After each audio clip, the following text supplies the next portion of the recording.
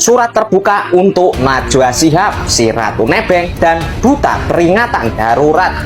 Saya tantang untuk Mbak Najwa agar membuat berita tentang maraknya penangkapan para koruptor, terutama harus membahas penangkapan Tom Lembong. Mbak Najwa, ayolah speak up, jangan sembunyi terus. Coba bayangkan, andaikan dulu Abah Anies yang menjadi presiden dan Tom Lembong menjadi Menteri Perekonomian dan Perdagangan Luar Negeri, mau jadi apa negara ini? Hancur.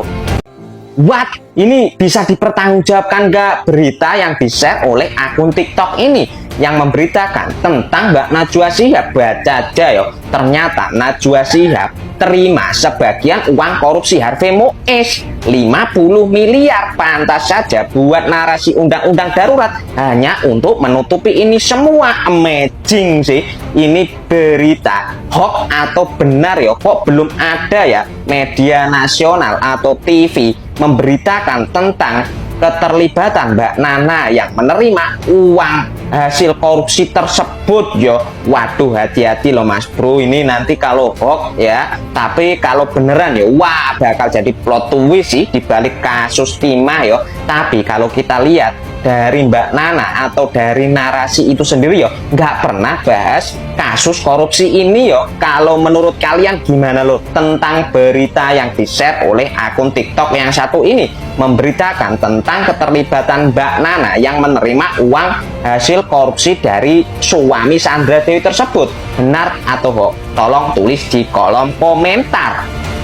Gue cuma mau nanya ya, kemana sih kemarin orang-orang yang teriak-teriak RIP demokrasi, RIP demokrasi, RIP demokrasi, tolak politik dinasti. Negara ini bukan hanya milik keluarga tertentu.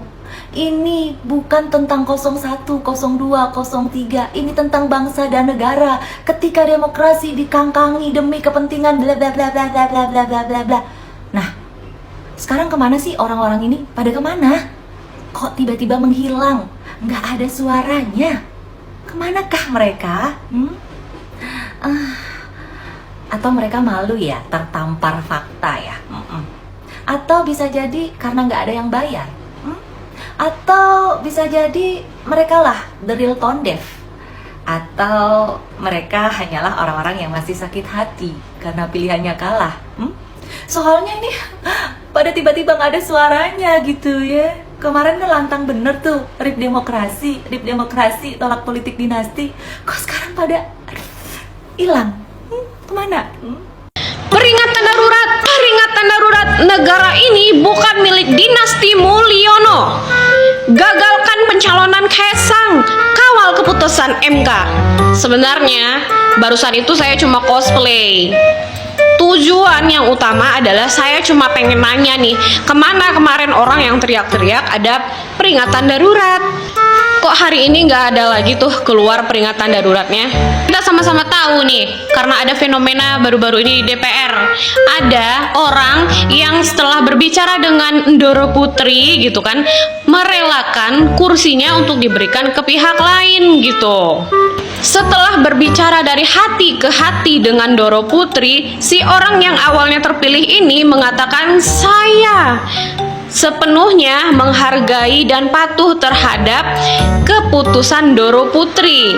Maka dari itu, saya mengikuti perintah Ndoro Putri karena Ndoro Putri yang membesarkan saya. Disinilah saya besar begitu. Ya sebenarnya kalau dibahas secara etika dan teknis di partai itu tidaklah masalah dan itu sah. Ya kalau kita pandang dari sistemnya, ya ini seperti sistem dinasti gitu loh ya. Partai ini, saya nggak sebut partai loh, nanti teman-teman yang nulisin di bawah partai siapa ini gitu kan. Kalau berdasarkan sistem, ini yang dikatakan sistem dinasti yang dia memilih secara aklamasi siapa yang harus duduk di kursi empuk itu.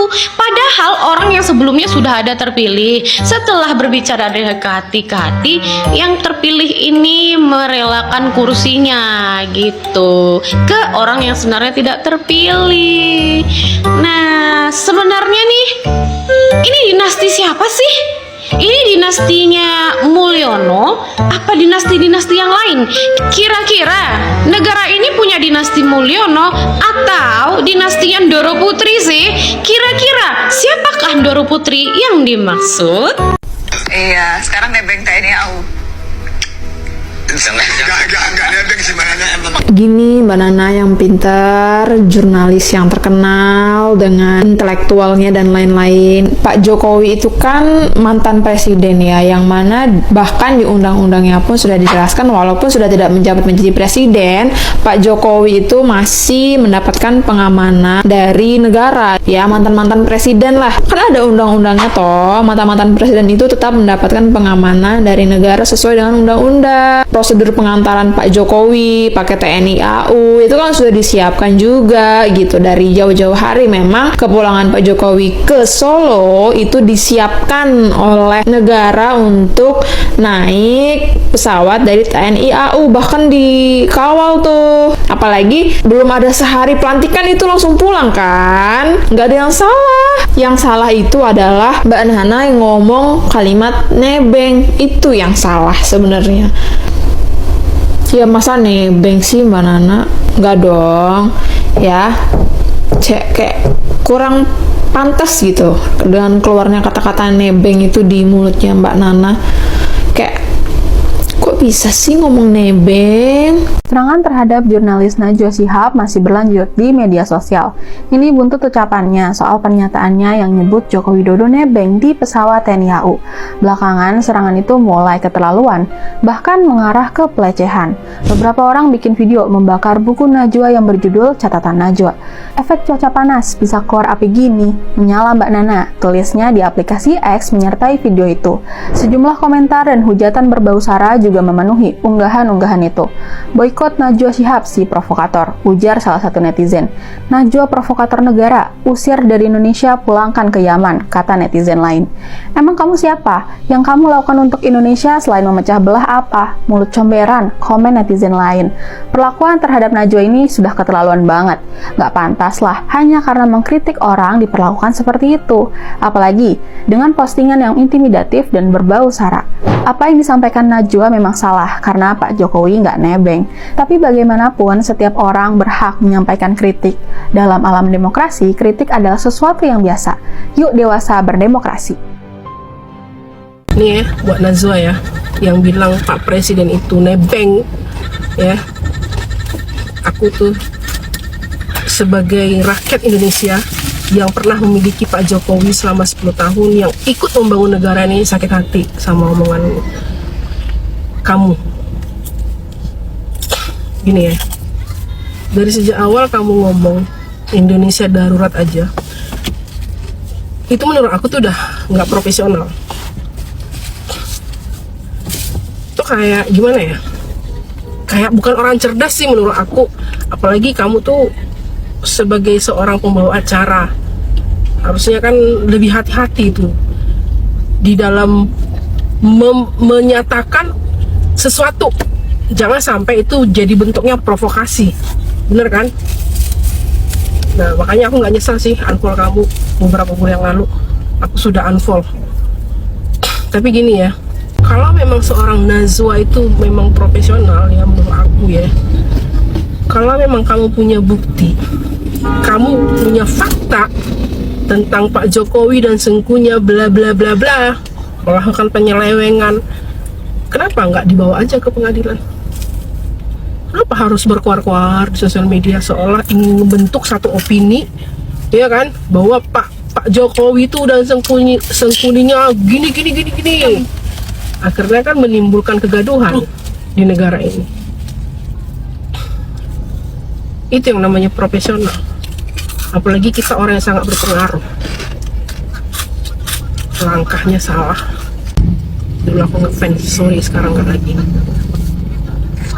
Sekesel-keselnya sama orang, tapi nggak segitunya juga sih. Apalagi ini yang dibecandain sekelas mantan presiden loh. Lagi rame tentang Najwa Shihab yang bercandain mantan presiden Pak Jokowi yang bakalan pulang ke kota Solo usai purna tugas kemarin. Sekarang nebeng TNI AU.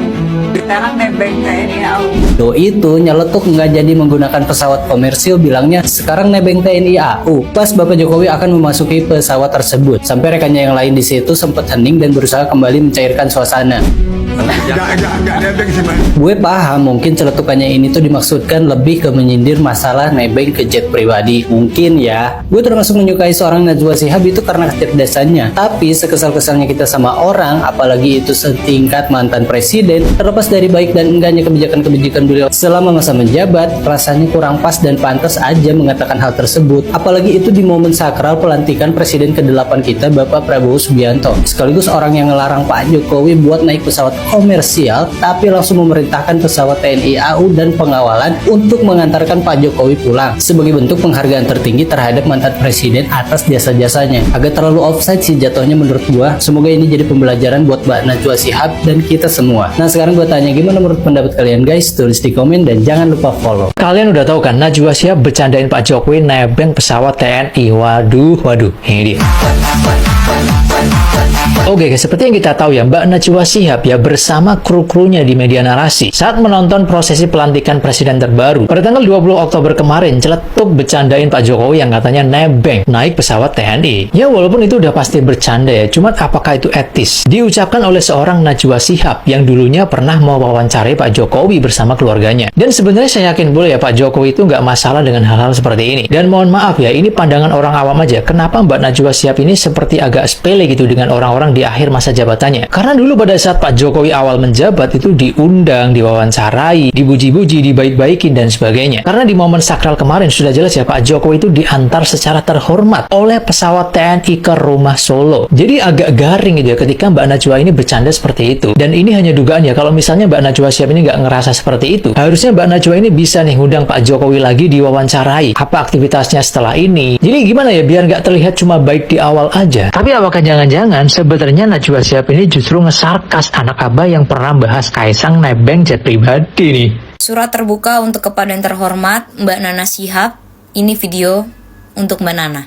Mbak Nana adalah salah satu pembawa acara, salah satu orang yang memiliki acara di TV yang sering sekali saya tonton. Mau dari TV, mau dari YouTube, mau dari TikTok, itu selalu saya tonton dan tidak pernah saya skip. Bahkan jujur saya sangat mengagung-agungkan pola pikir Mbak Nana, kebijakan Mbak Nana, cara Mbak Nana berbicara. Tapi dengan potongan video yang lumayan panjang, yang lewat di FYP saya, lalu saya tonton, kok saya merasa sepertinya ada sesuatu yang janggal ya dalam diri Mbak Nana. Celetukannya Mbak Nana itu lebih ke bercanda atau sarkas, saya nggak tahu.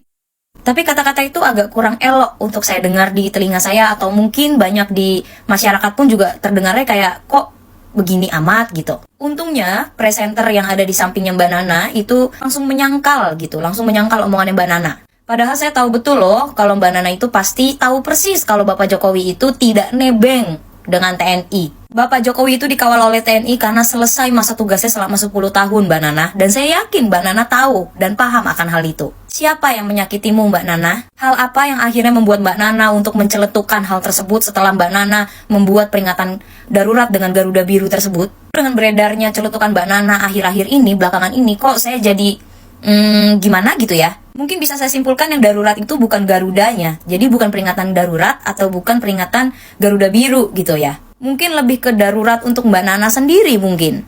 Sudah rame Mas Mbak Nana, waduh malah Mas Jabang Baib ketinggalan berita tentang korupsi Harvey Muiz Timah itu ya Mbak, terkait Mbak Nana yang terlibat menerima sebagian korupsi 50 miliar. Soalnya kan kasus Timah ini muncul itu kan nggak lama kemudian ada kasus si Vina. Nama Jabang Bayi lebih terfokus kasusnya si Vina daripada kasus Harvey Muiz ini yo. Nggak nyangka loh ada berita tadi dari akun TikTok yang mengatakan Mbak Nana itu menerima sebagian besar uang korupsi dari Harvey Muiz yang berjumlah 50 miliar. Tapi ya ini ada postingan lagi dari akun TikTok yang sama yang mengatakan kakak Mbak Najwa Shihab, si Najila Shihab itu yo terlibat korupsi proyek kartu prakerja yang berjumlah 5,6 triliun. Dia ini uang negara bisa dibuat bacaan orang-orang ya. Ini berita ini bisa dipertanggungjawabkan kebenarannya apa enggak yo. Tapi ya ini loh yang kuherankan, ada misi terkhusus sendiri yo baca-baca ini yo. Itu Mbak Nana membuat narasi darurat itu ya hanya ingin melengsarkan kepemimpinan Pak Jokowi dalam masa 2 bulan ini yo. Ini baca makanya membuat postingan darurat itu yo. Tapi aku nggak menyangka loh, masa Mbak Nana, orang yang kukagumi loh ya toh, dari dulu itu aku mengagumi Mbak Najwa Shihab, dijuluki duta anti korupsi, masa doyan uang-uang seperti ini sih? Ini bisa benar apa hoax ya berita-berita tentang ini? Aduh pusing Mas Jabang Bayi yo. Jika menurut kalian gimana lor? Tapi Mbak Nana ayolah come on speak up tentang berita-berita yang seperti ini. Terima kasih buat teman-teman sudah nonton video ini dari awal sampai akhir. Yang mana di sini ada tantangan buat Najwa Shihab untuk membongkar kasus Tom Lembong ini ya. Jadi netizen ini memberi tantangan kepada Najwa Shihab untuk speak up ya, untuk mengangkat kasus ini ya teman-teman, karena Najwa Shihab itu sudah membuat darurat Garuda Biru, darurat apa gitu ya, dan banyak netizen yang menanggapi tentang pernyataan Najwa Shihab yang mana kemarin bikin video tentang Jokowi nebeng, dan video yang ditanggapi juga oleh netizen tentang Garuda Biru ya teman-teman. Oke, terima kasih buat semuanya. Semoga video ini bermanfaat dan semoga bisa jadi pembelajaran. Dan video ini ditujukan buat teman-teman semua, buat pemirsa, bukan untuk menjatuhkan atau melecehkan ya. Terima kasih buat semuanya. Sampai jumpa di video selanjutnya.